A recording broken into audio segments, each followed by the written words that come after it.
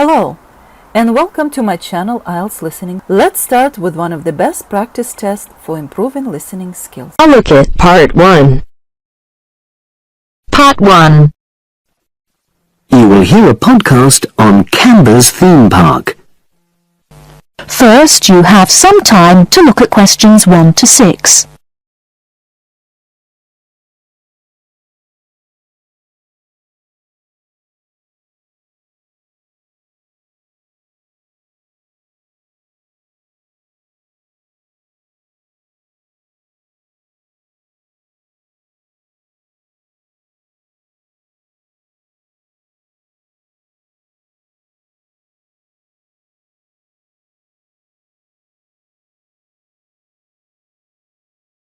You should answer the questions as you listen, because you will not hear the recording a second time.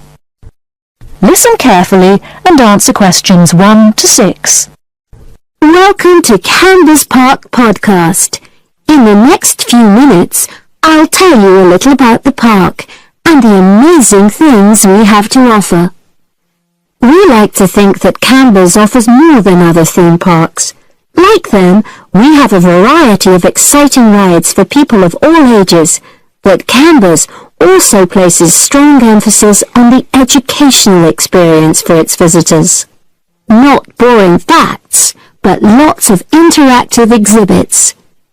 Although it's mainly an outdoor experience, we do have some indoor activities if the weather gets too dreadful. The park's got a lovely, well-established feel, set in 80 acres of beautiful countryside, about 3 miles south of the tourist resort of Dulchester.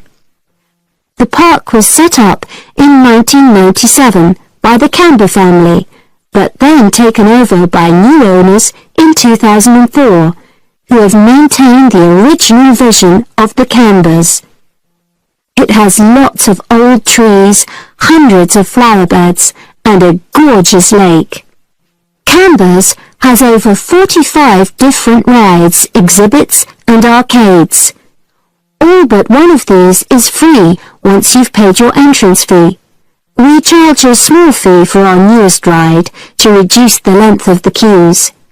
You don't pay anything for parking. A family ticket for a family of 4 works out at about £8 per person, which is amazing value. Full details of current prices are shown on our website, along with full details of rides, etc., and directions for getting to us. We also have a number of special offers.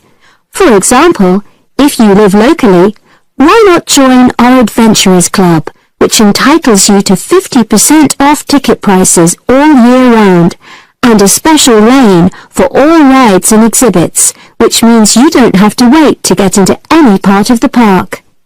See the Offers tab on the website. We've recently added a number of new exhibits to the park, and we're particularly proud of our Future Farm Zone, which houses over 20 different species of animals, from chipmunks to dairy cows. The emphasis is on getting near to the animals. All of them can be petted, and you can buy food for feeding the animals. Many of our younger visitors say that this is the high point of their visit. And speaking of food, don't let the animals have all the fun. We have a total of 7 different catering outlets on the site. We're open 10 to 5:30 all year round, and cold drinks and snacks can be bought at any time during opening hours. And hot food is available most of the day in the Hungry Horse Cafe from 11 until 5, just half an hour before closing time. Before you hear the rest of the conversation, you have some time to look at questions 7 to 10.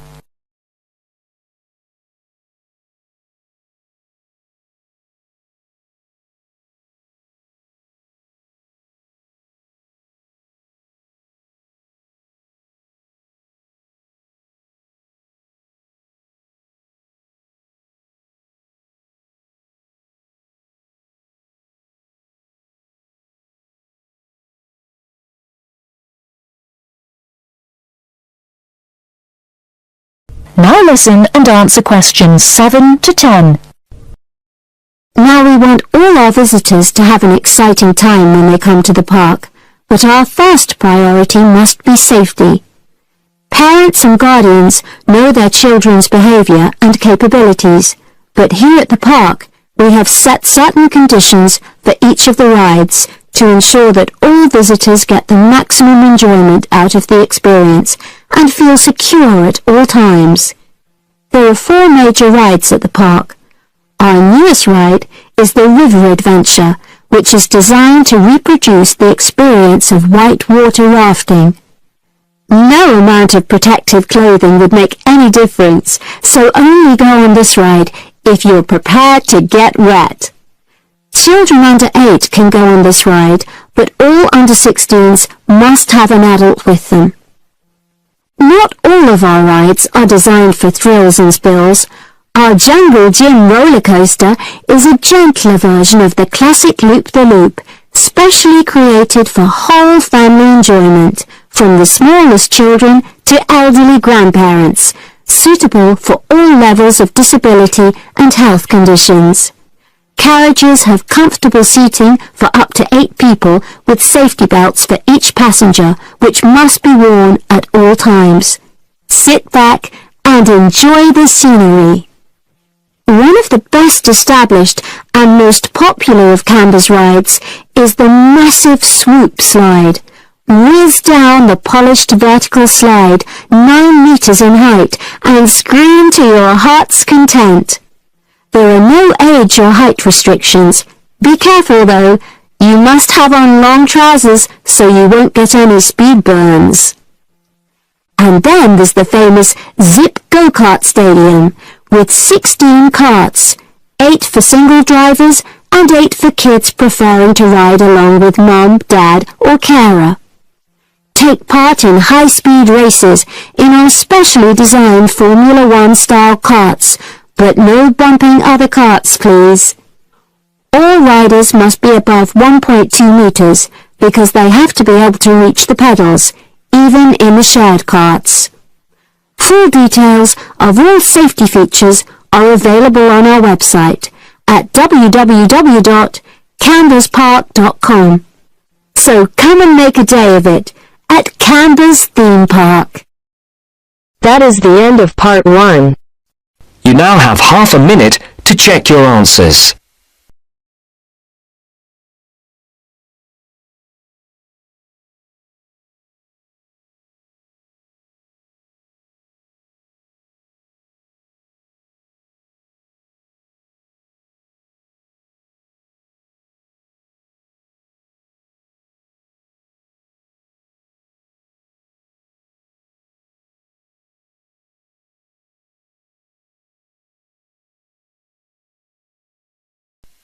Now turns to part 2. Part 2. You will hear a lecturer discussing the possibility of creating nuclear fusion. First, you have some time to look at questions 11 to 15.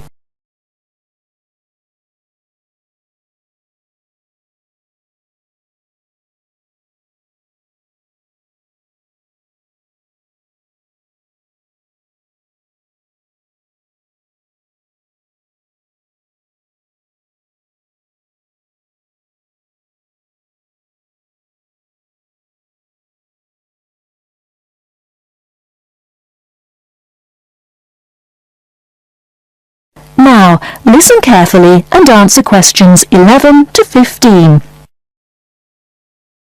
We look at the sun, a huge ball streaming out essentially limitless energy into space, and we think about how we need that energy here on Earth.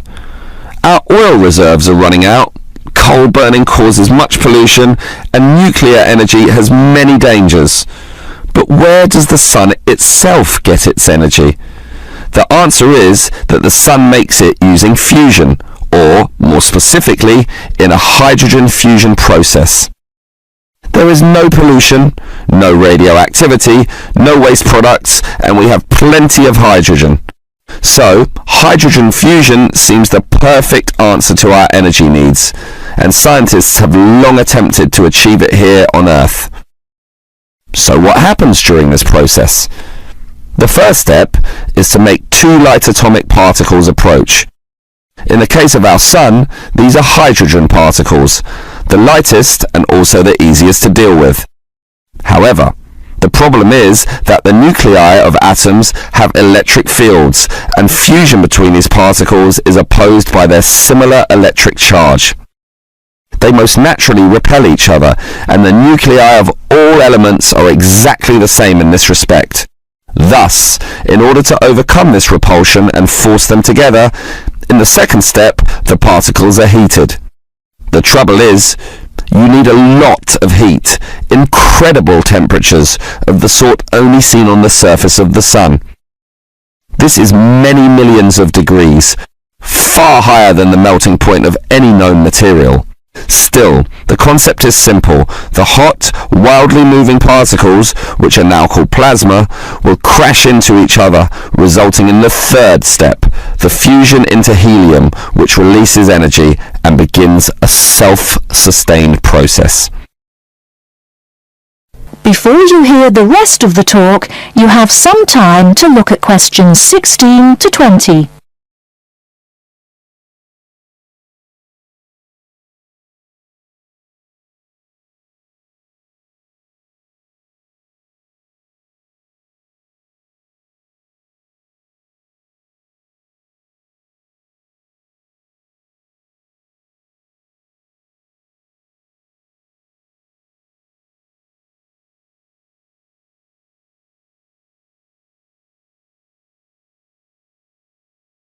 Now listen and answer questions 16 to 20. So, we know how fusion works. Thus, the big question is, can we create it here on Earth? We actually have the technology to superheat hydrogen into plasma, but no container on Earth can deal with those temperatures.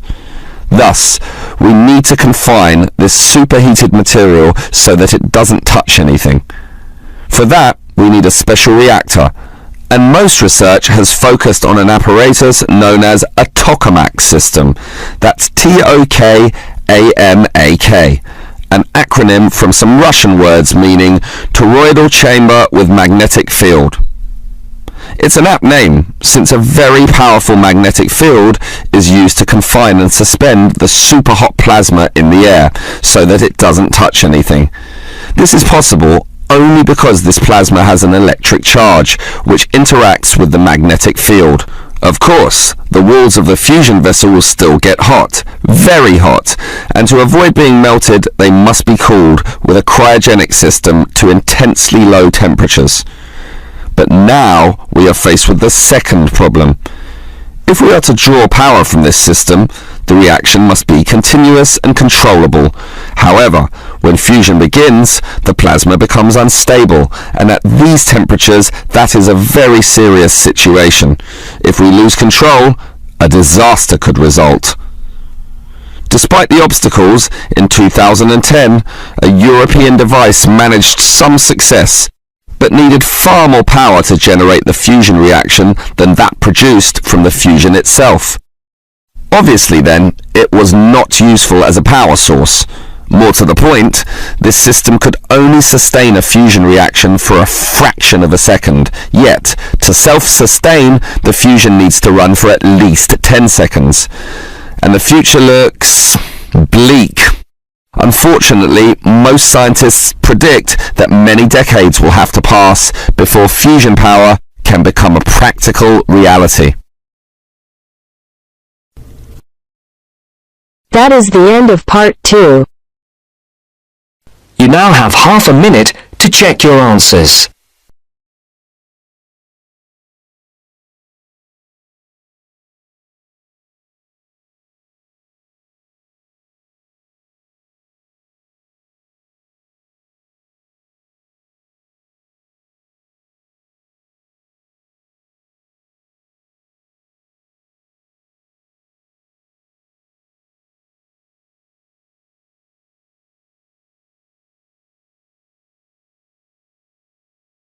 Now turns to part 3. Part 3. You are going to hear the rest of the talk about family history. First, you have some time to look at questions 21 to 25.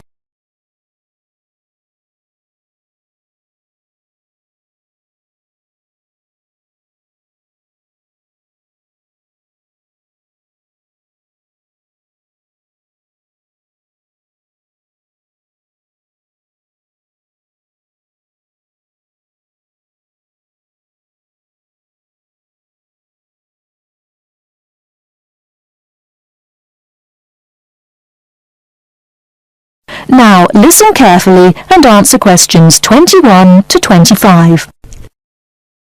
So, that's a few ideas about getting information, but what about methods of recording it? Of course, you can just write down what family members say, but it's even better if you can use a tape, so that you can record them as they're talking. Then you don't have to worry too much about making mistakes. You'll always be able to listen to it again. But whatever method you do use to record information, remember that it's very important to make a note of exactly how you got it. So, if you are using tape, always start the recording by saying the date and the place, as well as the name of the person you're interviewing. So, apart from people's memories, where else can you find information?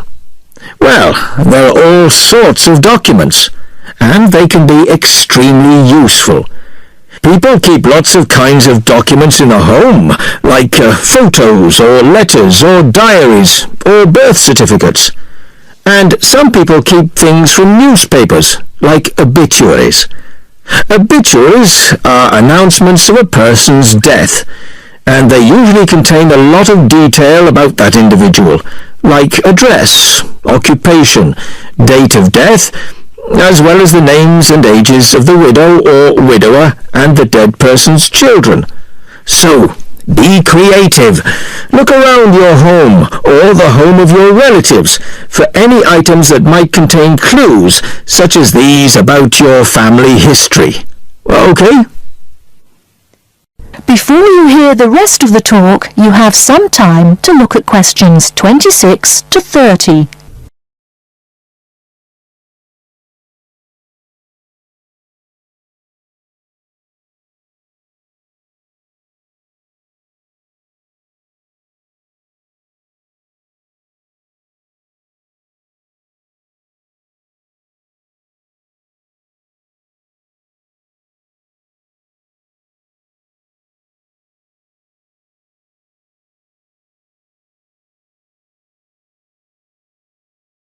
Now listen and answer questions 26 to 30.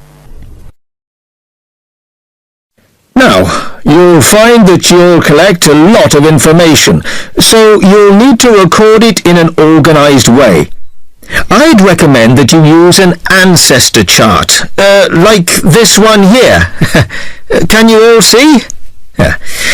Ancestor charts act like maps. They link 4 or 5 generations in a family tree, so they're very convenient, and they don't cost anything. You can get as many as you like. You just download them free from the internet. Then you fill them out as you go along, and for each individual you record all the key information next to their full name. It's very convenient. Now, at this point, I'd just like to give you a couple of tips about filling in the ancestor sheet. First of all, I'd advise you to use pencil, at least until you have definite evidence for the information you're recording. Secondly, as well as recording official names, I mean given names, it's worth writing any nicknames down. You know, these are the short names that people call you when they know you very well. And you can show them by using quotation marks. That's ancestor charts then. They really do save a lot of work. Now, before I show you how to go about confirming the information you've collected... That is the end of part 3. You now have half a minute to check your answers.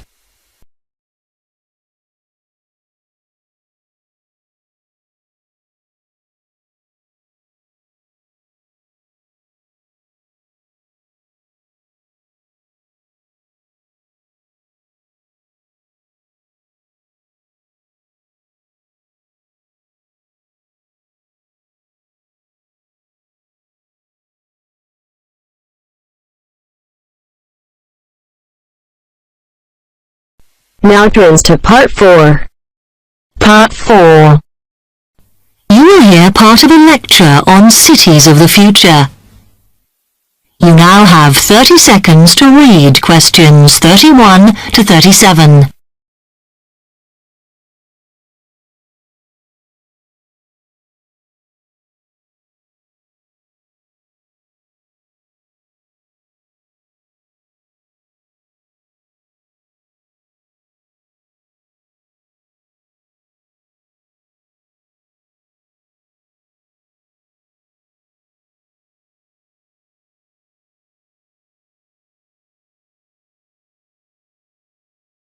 Listen carefully and answer questions 31 to 37. Okay, we've been looking at how societies will develop in the future and at the increase in the size of cities. So I want to talk to you today about the key considerations in these cities of the future. There are three key elements I want to look at, and these are the new features they will have, issues of size, and the main problems to be considered. First of all, individual transportation will be a big factor in these new megacities as public transport becomes unmanageable. There'll be a huge rise in the use of segways, which are personal transporters like motorized scooters. As a result, and partly also to reduce pollution, roads will be altered so that they are narrower and will take up less of a city's space than they do currently. Naturally, this is a major change to the infrastructure, and something that may hinder it is the huge amount of investment it will require. The next thing is, what is going to happen to the commercial areas? We do not want these to become even larger concrete jungles than they are at present, so we have to look at design. And current designs for city development include building gardens on the roofs of these buildings to make a more pleasant environment for workers. And you may think that these areas will expand to cope with increased commercial activity. In fact, the prediction is that they will cover 1/5 of the area that they do at present as we build upwards. The exception to this is shopping centres, which we predict will expand with more and more temperature-controlled malls. What may cause difficulties is that the superstores will be confined to the outer edges of the city, as they will be too big to fit into the new malls. Then, of course, there are the residential areas, and these will undergo their own changes. One particular development will be houses which are built from glass, as innovations in this material allow it to provide light without causing problems with temperature inside a building. The residential areas will not be allowed to expand without limit, as happens in some areas at present, and their size will be restricted to a population of 15,000. One issue, which has yet to be resolved, and I'm not sure it ever will be, is how we manage to house older residents. They will be increasing in numbers as time goes on. Finally, how will these cities live? We know we have limited energy sources, so what will we do? Well, something currently in development, which will be a feature, is that waste is going to become an energy source. For example, to provide gas in homes.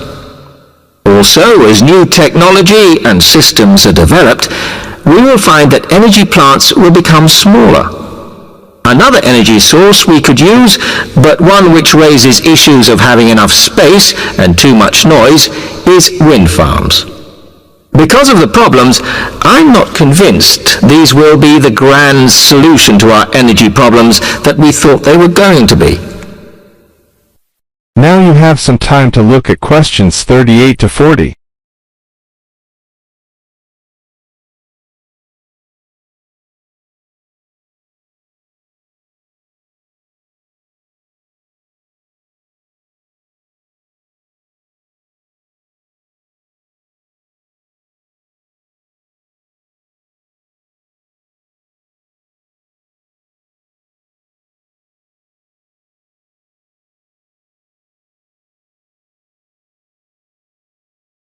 Now listen carefully and answer questions 38 to 40.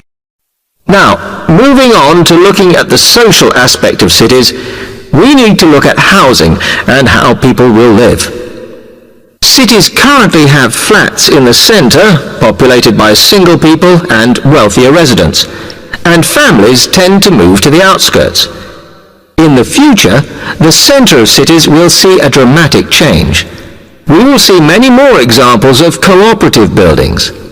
This is where people join together to form a company that owns the building they live in. And despite continuing shortages, there will also be a rise in the provision of retirement homes in city centres so that the elderly can have easy access to hospitals and shops. Recently, we have seen a levelling off in the growth of private housing, and I think that will not change.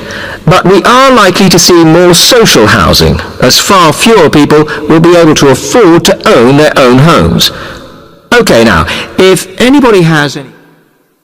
That is the end of section 4. You now have half a minute to check your answers.